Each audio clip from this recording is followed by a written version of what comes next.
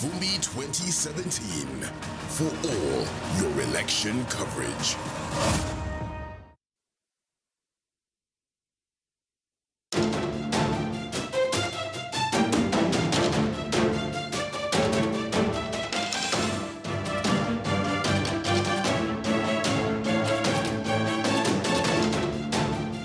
Back, and many thanks for staying with Kivumbi 2017.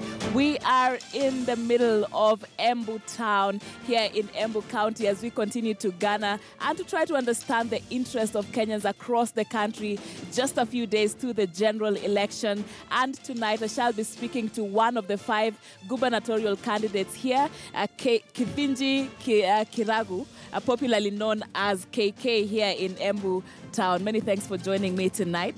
One of the 5, we had invited some of the others, but were not able to make it. But I spoke to the incumbent, Governor Wambora, earlier on, and we shall be playing you a clip of that one-on-one that I had with him just to try to understand why he thinks the people of Embu should give him a second term. And also we have been speaking to the residents right here on our set just to try to understand what are some of the issues that they will be looking at is most important to them actually as they go to vote. Is it health? Is it security? Is it the cost of living? And my colleague Mark Namaswa has been conducting that ballot here right across me. Mark, how has that been going? Now, we had a total of 118 residents of Embu town voting for some of the key issues that they feel the leaders they are going to elect come August 8th will be looking at. And I'll start from the bottom. Here is how they polled. Corruption got 12 votes out of 118. Then security came next at 21 votes. And then health was second at 27 votes. And the cost of living, out of 118 people, 58 said that the cost of living is one of the key issues that the leaders they are going to elect come August 8th should be looking at. Now, I'll turn back and speak to a few residents on why they chose the issues they did. Now, tell us exactly what would you look at out of the 4 issues? I look at the cost of life. It has gone high because the common mwananchi is not able to afford the basic needs. It's too expensive. And you know, when the cost of life is too high, then even development stagnates in the county. Okay, next, which of the items will you choose and why? Corruption. Here in Kelemare, especially in Embu County, the corruption is very high. We need the readers who will look at that corruption.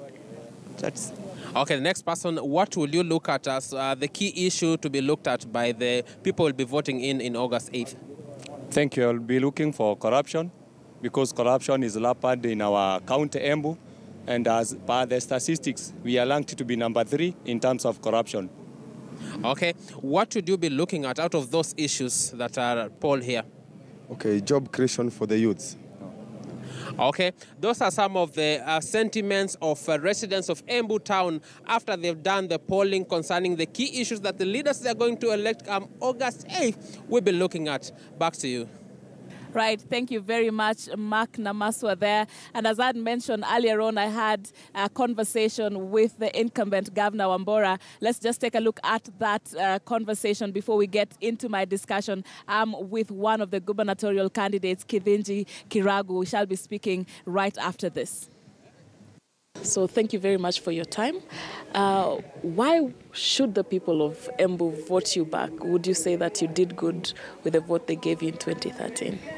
The people of Embu will vote me back because of my track record.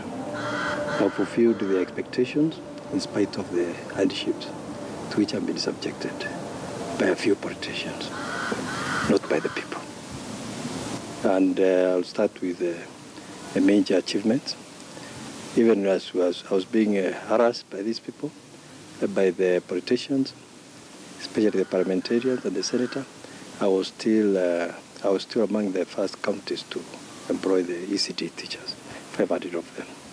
In January 2014, we are also the first county to provide water tanks to all the primary schools and the secondary schools in the county. The field of health, where we scored 2 awards last year. One on baby delivery, maternity, cesarean operations, we're number 2 in the country. On the side of health information, we're number 1 in the country out of 47 counties. So we're doing pretty well. All right. There are some areas, especially in the Wambora side, where people are decrying lack of access to water, drinking water. Is this a huge problem, and how have you been approaching it? With assistance of USAID, GIZ, and Housing Finance, we're able to provide water to 50,000 people of Wambora South and Wambora North, mainly Wambora South, Mavuria, Dawa, Muminji, and Kiambere. There has been a problem for the farmers of coffee and macadamia nuts here in Embu County, saying that they face a lot of exploitation. What would you say about that? Embu is the biggest grower of macadamia in Kenya, and our simple to call or to summon the macadamia processors is here. And we had a firm agreement with them that from now on, they will be buying macadamia direct from the farmers. As far as the coffee is concerned, it's true there are some corporate societies or factories which are paying below 50 shillings per kilo, which is a sad case. There have been accusations launched towards you that you have not been sensitive about the issue of ethnic balance between the Embus and the Mberes of the county, starting with the appointment of your deputy governor, who is Embu, like you are. That argument is faulty because the Constitution allows the governor to appoint a running mate. That's the only position which is not even vetted by the Assembly. Now denying a governor to appoint a running mate, when I've had so much problem with 6 politicians, including my deputy, would be very unfortunate. It's a matter of merit. So you have no apologies for that? It's a matter of merit. I interviewed 6 candidates for running mate. And the first candidate was from Wambora South. And he said he is going to consult. He's a Murunguma who ended up with the Cesare Barire. He was the first person I interviewed. And he said he's going to consult. Then I discovered I'm dealing with a person who will be relying on a higher authority to make decisions. All right, but how important is it to you to balance? Balancing, and even in your mandate? Balancing is not about the deputy governor, my dear. It's not about the deputy governor. So balancing, we're widening it beyond. Balancing is about ministers. Wambora is well represented. They hold the most critical positions in my government. Okay. Thank you very much, sir, for your time. Thank you. Thank you, Sharon. All right. All right, and of course that matter to do with ethnic balance was quite an emotive one for Governor Wambora. And right now we want to understand, I am here with Kithinji Kiragu, who is one of the gubernatorial candidates here, just to understand how do you plan to approach this matter. And before we come into that discussion shortly, we understand that we have a lot is happening in Machakos County, so we want to go right there first to see what is happening from that side before I continue with this discussion with my guest tonight. Do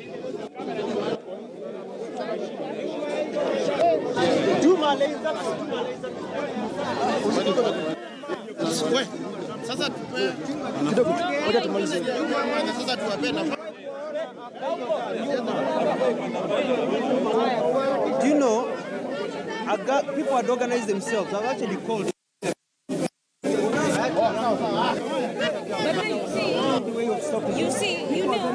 know the problem with this. You know, since last night when we tried calling you, and all the people have called you, and no response.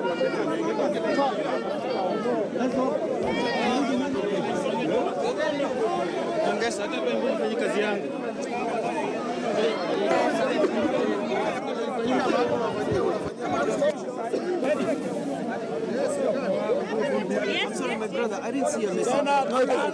You know we are campaigning, yeah? We are on the field.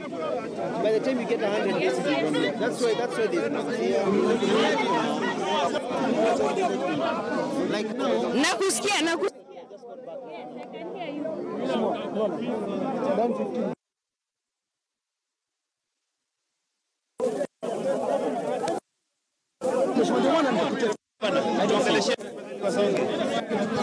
That's what we're starting with. Hassan.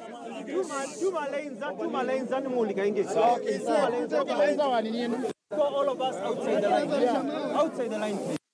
You have Katika uwanja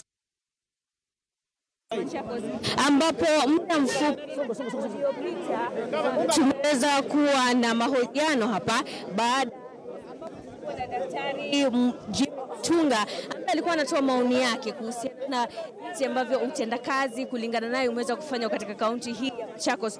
Tulikuwa tumemwalika Daktari Alfred Mutua hapo jana, lakini akakosa kuitikia wito wetu. Hassan, hebu tuonyeshe hiyo arafa ambayo ulikuwa nayo, njoo hapa. Hiyo harafa ambayo Hassan aliweza kuzungumza ama aliweza kumtumia Daktari Alfred Mutua hapo jana wa saa 3:30. Siku nzima tumekuwa tukimpigia Daktari Alfred Mutua, lakini sasa ameweza kufika hapa ili aweze kujitetea. Daktari, nini ambacho sasa kimekufanya ufike hapa? Jambo la kusema ni kwamba unajua wakati huu wa siasa na tunajua kwamba tuko kule mashinani tunaomba kura.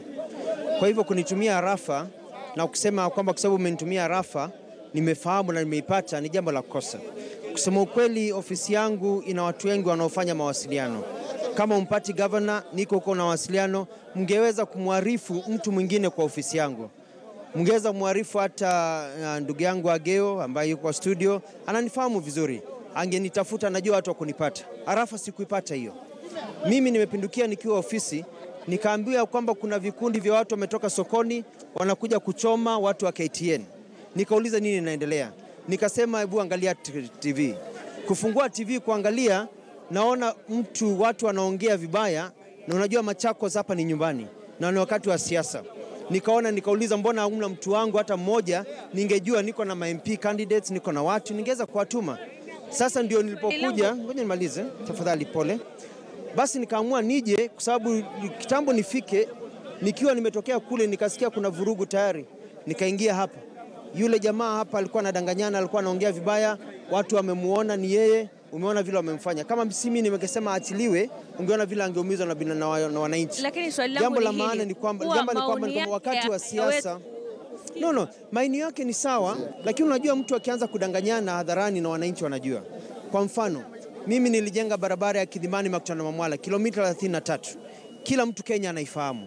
Nikajenga barabara ya kutoka Kakuyuni kwenda kutoka Diani mpaka Kuyuni hadi mpaka Ngundo. Nimetoka huko leo. Barabara ipo. Barabara ya kutoka Masinga kwenda Kivandini imewekwa lami inaendelea. Barabara ya Keno kwenda Koma imewekwa lami, wananchi wameiona.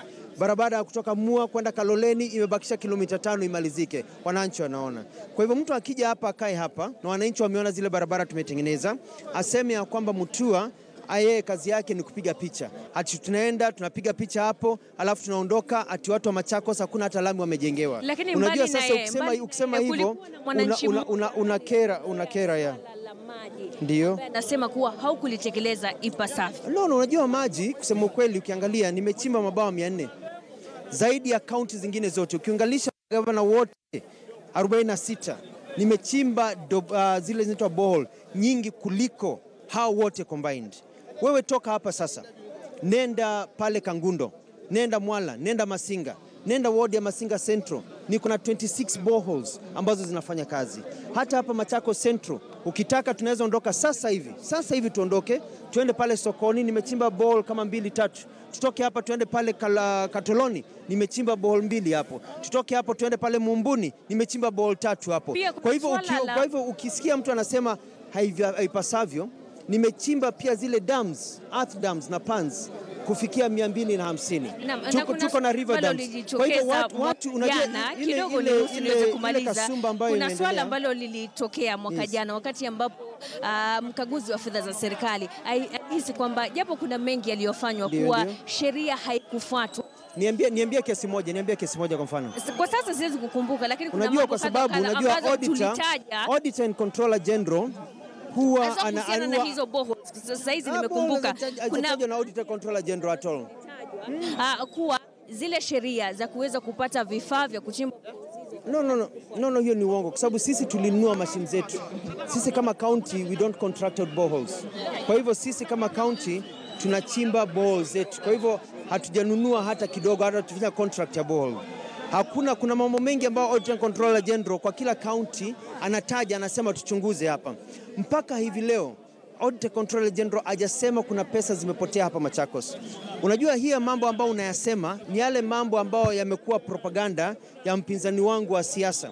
Kwa hivyo mimi nimeona KTN mnakuja hapo na niuliza maswali ambao ni propaganda ya mpinzani wangu. Lakini hili ni jambo ambalo lilikuwa wazi mwaka jana. Lakini hujumekosea hapo. Unajua ukikosea admit tumekosea. Kwa sababu Auditor Controller General anazo ripoti hajaongea kuhusu uchimbaji wa maji hata kidogo. Yule mtu ameongea kuhusu uchimbaji wa maji ni USAID na World Bank waliposema kwamba Machakos tumefanya kwa maji kuliko kaunti zingine zote katika nchi yetu ya Kenya. Ukiangalia hata katika hali ya kuweka mifereji ambao tumeendelea kuweka kwa sehemu zingine, tukiwa na mpango wetu wa phase 1, phase 2, phase 3. Kwa sababu kufikia mwaka wa 2020 January, mimi nimepangia pawe na mfereji. All right, and as that drama continues to unfold in Machakos, we continue with our conversation here. I am on set with Kithinji Kiragu, who is a gubernatorial candidate here in Embu County. Thank you again for joining me tonight. In your opinion, you vied for this seat, same seat in 2013, and lost it by a small margin to the incumbent. In your view, how would you review how the county has been run for the last 5 years? Thank you. Sharon, permit me to say first, greet the people of Embu County and of course the listeners of KTN. I think I'm also gratified that so many young people have come out to see your show. I think I would also like to take this opportunity to tell the Embu County people to ignore the poronjo, the propaganda ambayo imeletwa na wambizani wangu kwamba sitakuwa katika ginganyano hii. I am in the ballot. There's nothing to stop it. Even if I was dead today, I would be still on the ballot, and the people of Embu County would still have the opportunity to elect me. And to answer to your question, I'll just say that the truth of the matter is that I did not. I'm not talking from a legal, judicial point of view, but from a political point of view, I know I did not lose elections in 2013. I won the elections. So you have... But the rest is history, and I have no grievances against anybody for it. All I can say is that we are in it now, and by divine intervention, we are in good shape to win the race again. What is your view of how the county has been run since the onset of devolution? You know, your respondents to your questionnaire today have said corruption is #1 problem in Embu County. Corruption has been the problem of Embu County. Even the wars we heard about impeachment, most of them had to do with corruption. You know, and to be honest, sincerely, I don't see anything really tangible which has been done for the people of Embu County, except 1 or 2 symbolic activities.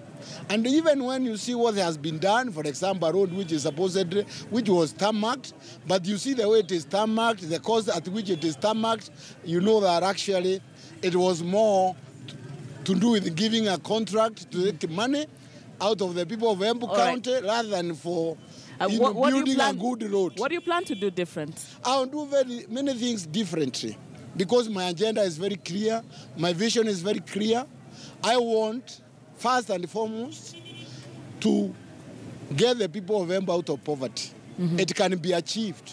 Of course, that is what is enshrined in Vision 2030.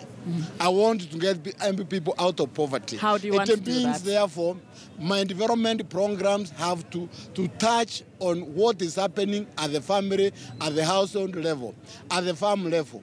We need to change. Most of the people here live on agriculture. So you really must change the yields, the way people farm, how they market it, the kind of prices that they get. That you must do.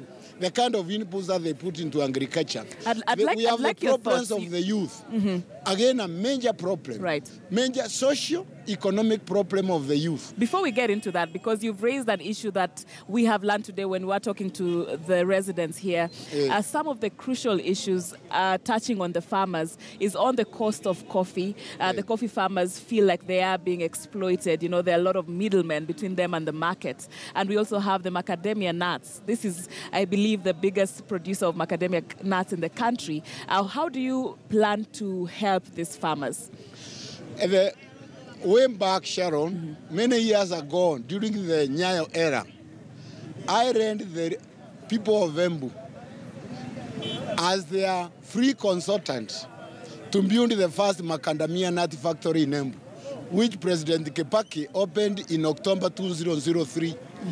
But because this land is full of runs of poverty, mabwana umaskini, walihakikisha kwamba hiyo factory it collapse. Therefore, the problems of marketing of our produce, first beginning with macadamia nuts, has been with us for a long time. And the only way you can help them is by cutting out the middlemen, the ones who are making the money when the farmer is not making money. All right. But my last question. Let's go to the coffee. Okay. The coffee, you know, I happen, by the way, I'm a farmer of both coffee and macadamia nuts.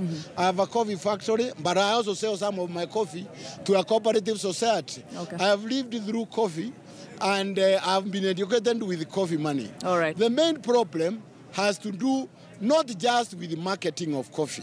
Marketing of coffee, bad prices, is one part of the problem. But a big part of the problem is the governance, is the leadership.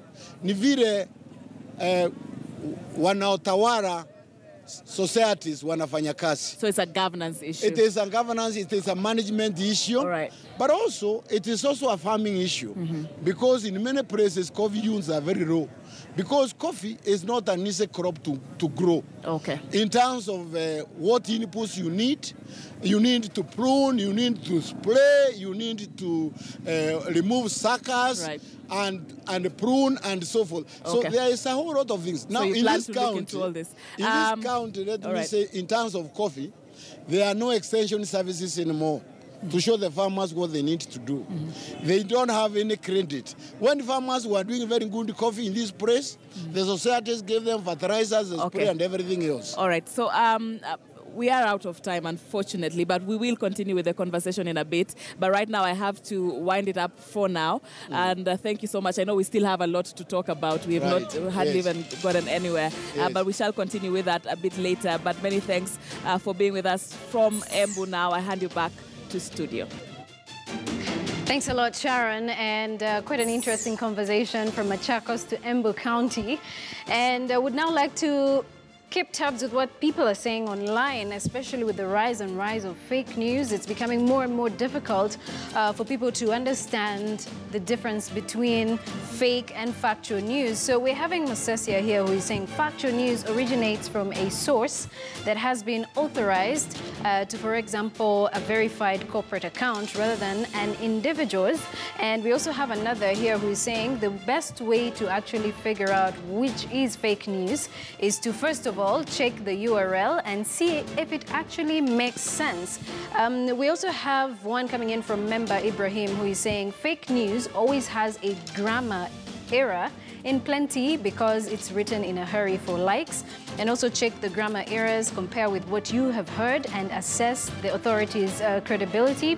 Kira Tuwe, you're saying it's a nightmare, especially when it comes to breaking news, the tags, and more so that mainstream media is in competition with the gutter press. And finally, we have one coming in from Sami Disian, who is saying it's hard to know because even those who are supposed to tell the truth are the first to be fake. And there we go, quite a number of feedback that we are receiving here, but keep them coming through.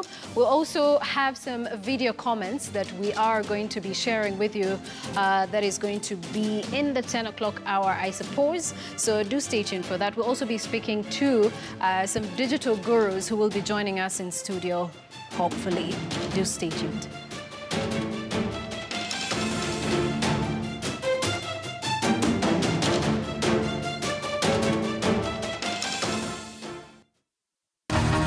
Kivumbi 2017.